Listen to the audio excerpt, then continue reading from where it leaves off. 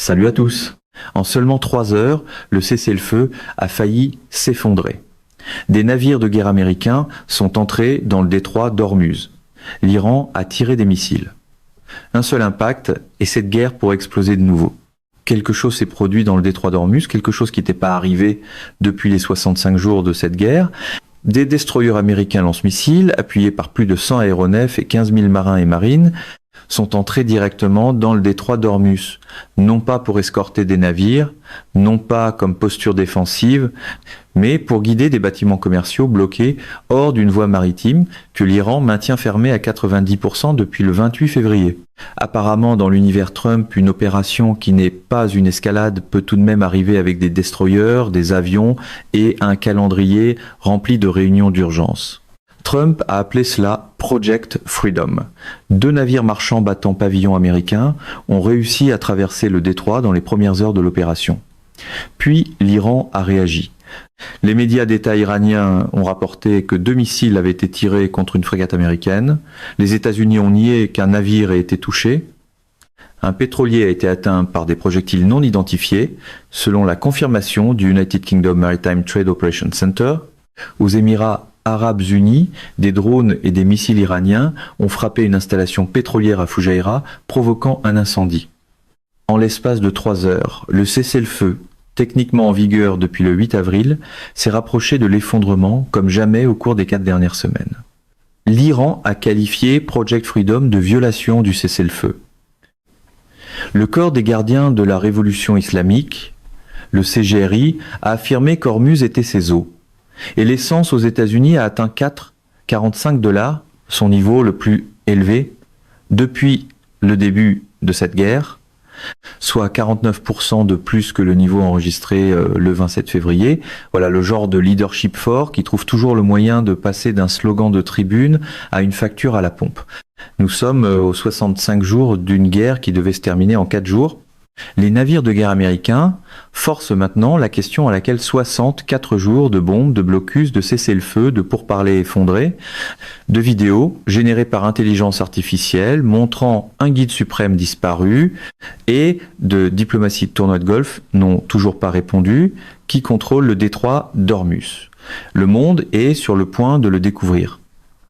Ce qui se passe actuellement dans le détroit d'Ormuz constitue la confrontation militaire la plus directe entre les forces navales américaines et les défenses iraniennes depuis le début de cette guerre. La plupart des gens qui se réveillent le 4 mai n'ont pas le portrait complet de ce qu'est réellement Project Freedom, de ce que la réaction de l'Iran signifie pour le cessez-le-feu, de la raison pour laquelle un pétrolier a été touché alors que les États-Unis affirment que rien n'a été atteint, de ce que l'incendie de l'installation pétrolière de Fujairah révèle sur les priorités de ciblage iraniennes, du lien avec la proposition en 14 points soumise par l'Iran cette semaine, et de la possibilité que tout cela survive à la journée. La première question est de savoir exactement ce que Trump a annoncé et ce que l'armée a déclaré, parce que la précision compte et que l'écart entre l'annonce et la réalité sur l'eau est déjà considérable. Trump a publié dimanche soir sur Truth Social que, dès le lendemain, les États-Unis guideraient à travers le détroit d'Ormuz les navires qui ne sont pas impliqués dans la guerre en Iran. Il a également affirmé qu'il était pleinement conscient que ses représentants avaient des discussions très positives avec l'Iran et que ces discussions pourraient mener à quelque chose de très positif pour tous. Dans une diplomatie normale, des discussions très positives signifient généralement moins de navires de guerre, mais le style Trump a toujours préféré des sous-titres rédigés par un système d'armement. Il y avait 2 déclarations dans un seul message. Les États-Unis allaient guider des navires à travers Ormuz et les discussions étaient très positives. Ces 2 éléments devraient être en tension l'un avec l'autre. Un pays n'a pas besoin de forcer le passage de navires dans une voie maritime.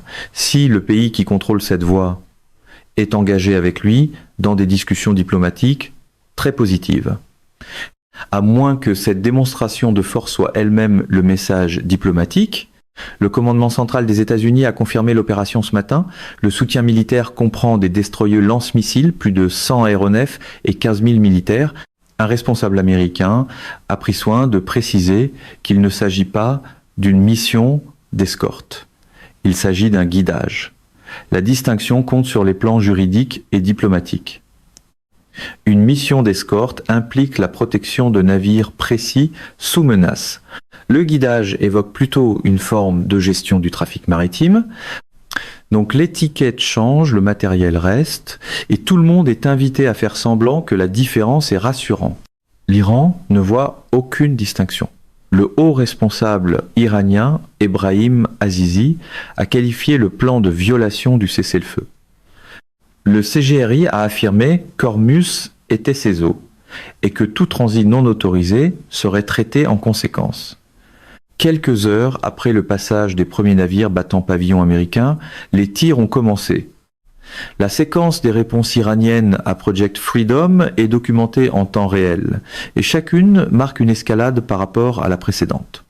Le UK Maritime Trade Operations Center, qui surveille la navigation commerciale dans les voies maritimes mondiales, a confirmé qu'un navire avait été touché par des projectiles non identifiés dans le détroit d'Ormuz. Un navire commercial a été touché dans les premières heures de Project Freedom, des projectiles non identifiés. Cette formule signifie que la source de l'attaque n'a pas été officiellement attribuée. Mais le moment choisi, quelques heures après l'entrée de navires de guerre américains à Ormuz dans le cadre de Project Freedom, rend l'attribution évidente pour tout analyste qui observe la situation. Les médias d'État iraniens ont rapporté que 2 missiles avaient été tirés contre une frégate de la marine américaine après que celle-ci eut ignoré les avertissements de la marine iranienne lui ordonnant de s'arrêter. L'affirmation était précise. 2 missiles, une classe de navire nommée, une raison invoquée, soit le refus d'obtempérer aux avertissements. Le commandement central des États-Unis a immédiatement rejeté cette affirmation, déclarant qu'aucun navire n'avait été touché. Le CENTCOM a nié l'affirmation des médias iraniens selon laquelle un navire américain avait été atteint par des missiles iraniens. Il y a 2 versions pour le même incident. L'Iran affirme avoir tiré. Les États-Unis affirment que rien n'a été touché. L'une de ces 2 versions est plus exacte que l'autre. Le monde attend une confirmation indépendante qui pourrait venir d'images satellites commerciales dans les prochaines heures. En attendant, le brouillard informationnel de l'ère Trump fait ce qu'il sait faire de mieux. Chacun revendique la victoire pendant que la fumée décide encore où elle va aller. Pendant ce temps, aux Émirats arabes unis, les forces iraniennes ont lancé une attaque par drone et missiles. Les Émirats arabes unis affirment que leurs forces répondent à une attaque iranienne de drones et de missiles, tandis que les autorités de Fujairah signalent un incendie dans une installation pétrolière. Fujairah, ville portuaire de la côte et des Émirats arabes unis, se trouve directement sur le golfe d'Oman, à l'extérieur du détroit d'Ormuz. L'Iran frappe des infrastructures émiriennes en même temps que l'opération Project Freedom. Ce n'est pas une coïncidence, c'est un signal coordonné. Toute action menée à Ormuz aura des conséquences au-delà d'Ormuz. Project Freedom doit être replacé dans son contexte stratégique complet, parce que la plupart des couvertures médiatiques le traitent comme une décision unilatérale américaine, alors qu'il s'agit en réalité de l'aboutissement d'une stratégie diplomatique et militaire précise qui se construit depuis l'effondrement des pourparlers d'Islamabad le 12 avril. Avant cette guerre, environ 3000 navires traversaient le détroit d'Ormuz chaque mois. En mars 2026, premier mois complet de la guerre, seulement 154 navires sont passés. C'est une baisse de 95% du trafic. Environ 20 000 marins sont actuellement bloqués sur des navires dans cette voie maritime, incapables de se déplacer dans un sens ou dans l'autre, vivant dans un vide maritime que la Royal Navy britannique a qualifié cette semaine de crise humanitaire imminente. Le trafic maritime dans le crucial détroit d'Ormuz a chuté de plus de 90% depuis le début du conflit au Moyen-Orient. Lorsque Trump dit que Project Freedom vise à guider des navires bloqués à travers le détroit, il décrit un véritable problème humanitaire. Mais lorsque l'Iran affirme qu'il s'agit d'une violation du cessez-le-feu, l'Iran décrit aussi une véritable réalité stratégique. Le cessez-le-feu avait été accepté sur la base de l'idée que les 2 camps maintiendraient leur position existante. Des navires de guerre américains entrant dans Ormuz pour guider le trafic commercial à travers des eaux que l'Iran a déclarées sous son contrôle, ce n'est pas maintenir les positions existantes, c'est les modifier. La réponse iranienne, des missiles contre une frégate, un pétrolier touché, une installation pétrolière des Émirats en feu, montre que l'Iran indique clairement qu'il n'acceptera pas un changement de position pendant que les pourparlers se poursuivent. Appeler cela du guidage est pratique, un peu comme appeler une bousculade un conseil de navigation. C'est pourquoi le lancement de Project Freedom, le même jour où Trump décrit les pourparlers comme très positifs, porte un message plus profond. Le véritable signal envoyé à l'Iran pourrait être une pression militaire destinée à forcer des concessions, ou il pourrait s'agir d'un effort réel pour ouvrir Hormuz pendant que la diplomatie se poursuit. Dans les deux cas, l'opération elle-même est devenue une partie de la négociation. Le dossier diplomatique n'a pas cessé d'évoluer pendant que les navires entraient dans Hormuz. L'envoyé spécial Steve Witkoff a déclaré en exclusivité à CNN dimanche que les États-Unis sont en conversation avec l'Iran, alors que les deux parties envisagent des négociations pour mettre fin à la guerre. Witkoff, qui a été un négociateur clé au nom des États-Unis, a rejoint le président Donald Trump au Doral Golf Club du président pour le PGA Cadillac Championship. Il a été aperçu sortant de la tribune de Trump au tournoi de golf. Parce que rien ne dit mieux diplomatie de crise que tenter de refroidir une guerre régionale depuis les abords d'un événement de golf.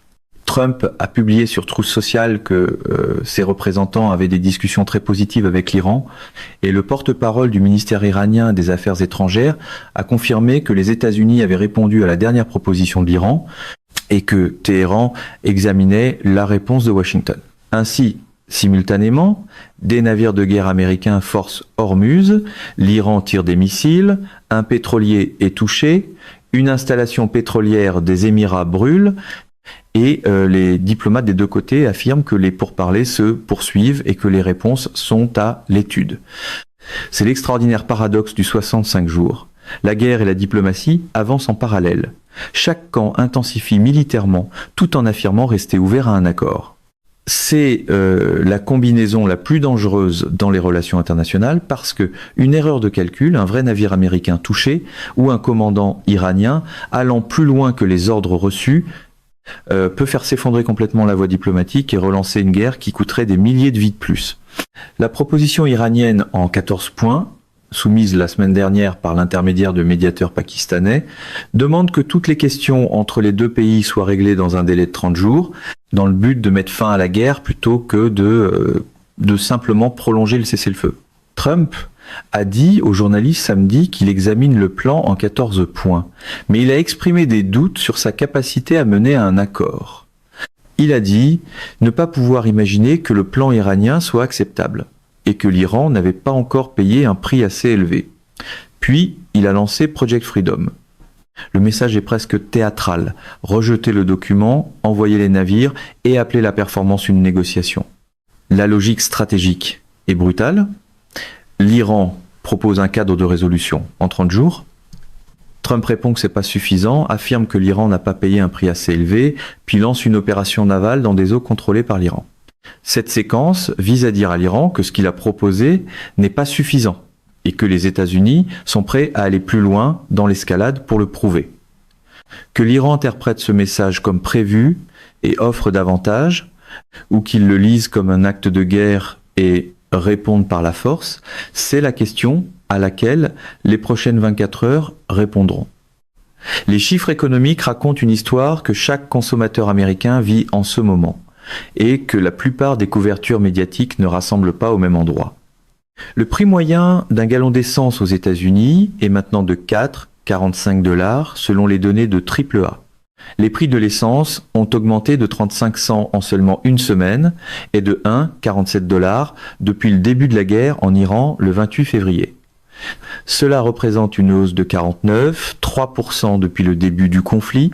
Des automobilistes de New York expriment leur frustration, disant à CNN que la guerre en Iran a fait mal à la pompe et qu'ils ne mettent que de petites quantités d'essence, à la fois dans l'espoir que les prix redescendent bientôt. Un conducteur l'a résumé simplement, de petites quantités à la fois. Voilà la réalité humaine de ce que signifie l'impasse du détroit d'Ormuz pour les familles américaines, pas des abstractions géopolitiques. De petites quantités d'essence à la fois, parce que le prix est trop élevé pour remplir le réservoir.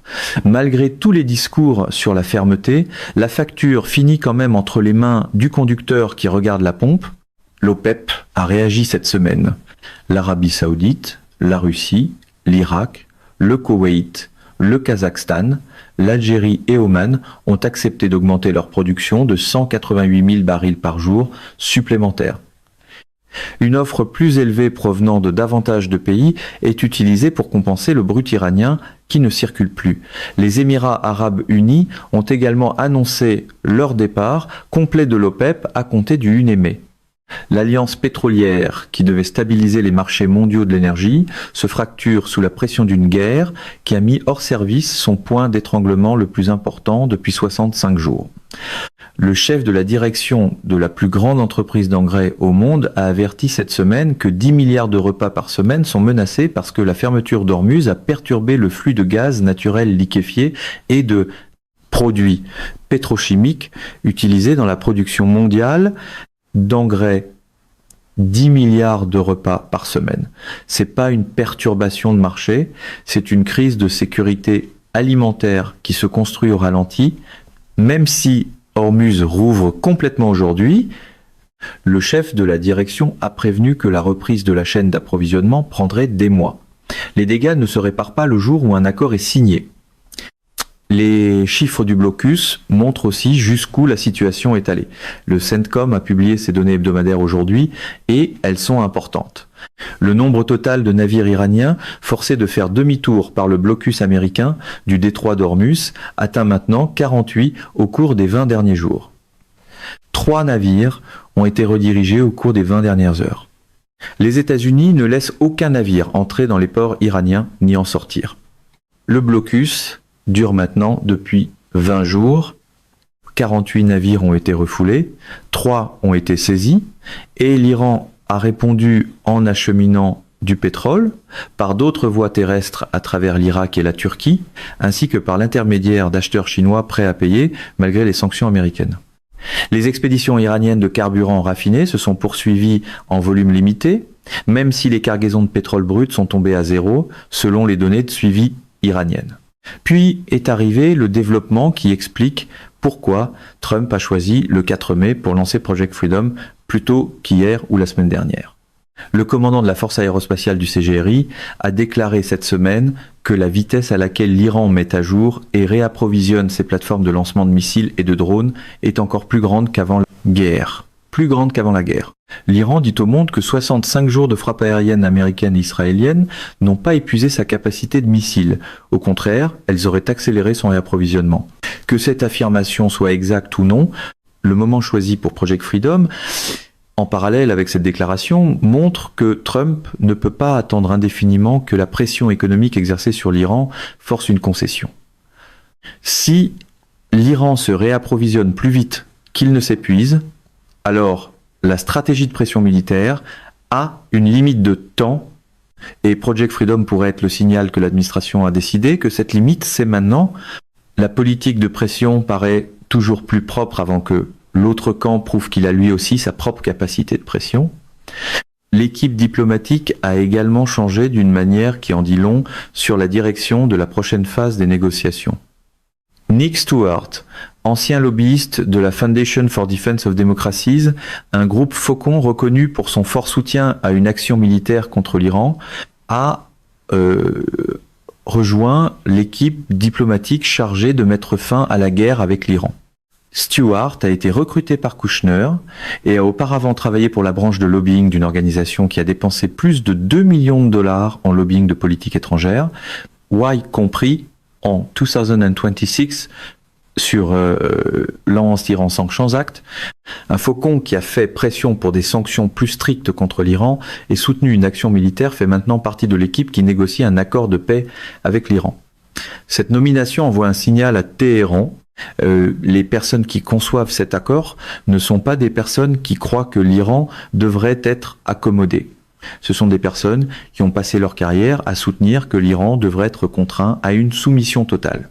C'est un processus de paix constitué comme une étiquette d'avertissement. La réponse de l'Iran à ce signal a été la proposition en 14 points que Trump dit ne pas pouvoir imaginer acceptable. La réponse militaire de l'Iran à Project Freedom a été des missiles contre une frégate et une installation pétrolière en feu aux Émirats arabes unis. La question stratégique la plus importante du 65 jours est de savoir si Project Freedom est conçu pour réussir ou pour échouer. S'il réussit, des navires de guerre américains guident des bâtiments commerciaux à travers Ormuz. Le pétrole circule, les prix baissent, le levier de l'Iran diminue et les États-Unis entrent dans toute future négociation en position de force. S'il échoue, si l'Iran tire efficacement sur des navires américains, si un destroyer lance-missile est touché, s'il y a des victimes, alors le cessez-le-feu est terminé. La guerre reprend à une échelle plus large que tout ce qui a été vu durant les 42 premiers jours de combat.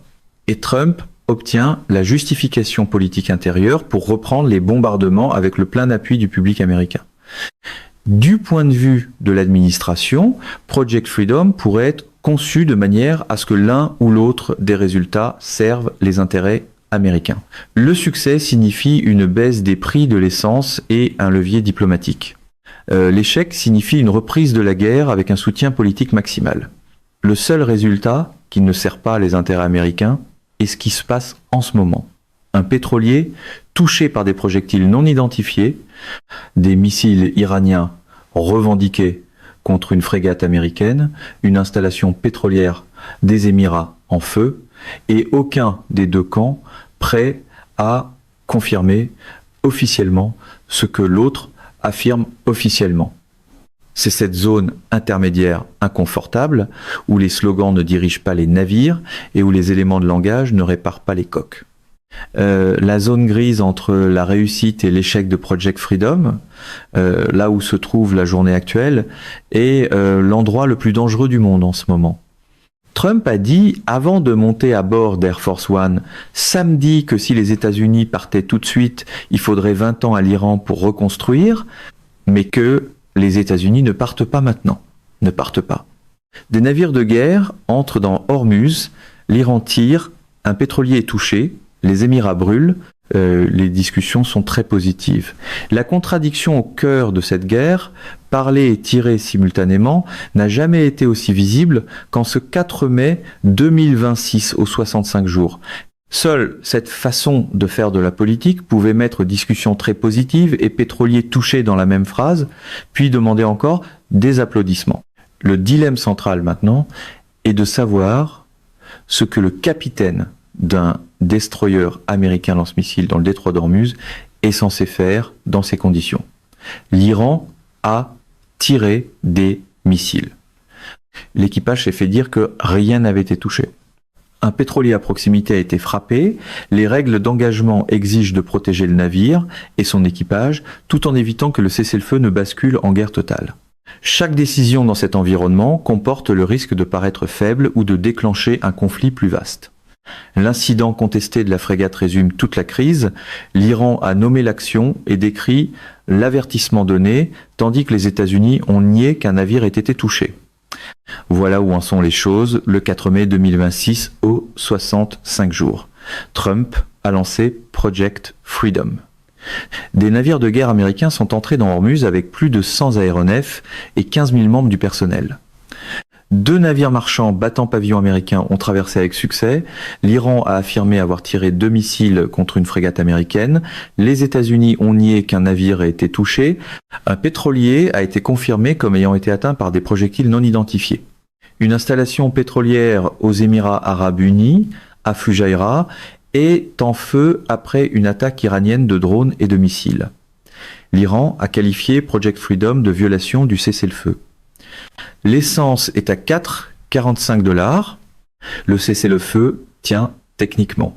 Witkoff affirme que les discussions sont en cours pendant qu'il se tient dans la tribune de Trump à un tournoi de golf. Project Freedom, jour 65. Des navires sur l'eau, des missiles dans les airs, un pétrolier touché et le monde qui regarde pour savoir quelle version est vraie. Et quelque part, en arrière-plan, le marketing reste impeccable, même si la stratégie cherche encore un port sûr. Mesdames et messieurs, notre émission d'aujourd'hui s'arrête ici. Nous vous invitons à partager votre avis personnel dans la section des commentaires ci-dessous. Pouvoir, vérité vous salue et vous donne rendez-vous très bientôt.